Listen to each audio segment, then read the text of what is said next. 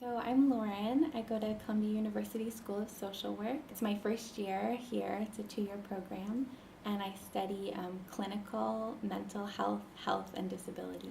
Definitely, great question. So I kind of knew I wanted to go into social work when I was an RA at American University down in DC.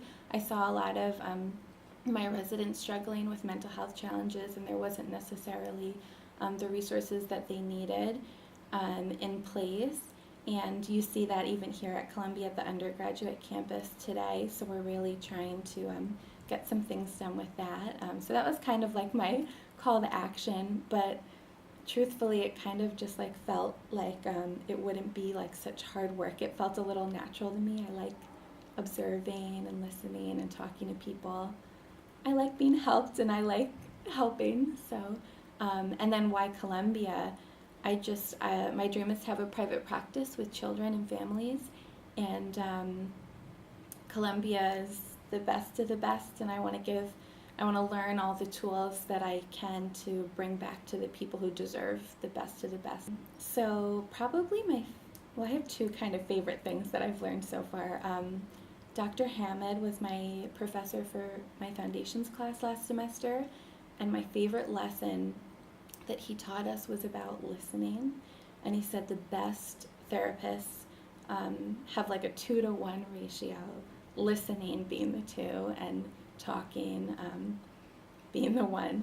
So it sounds kind of like simple and silly, but at my field placement and practice, when I'm working with the children and the students, I work at a school, it's really amazing what people will tell you when they feel like they have to fill a void, or they're just given the time and the space to tell their stories.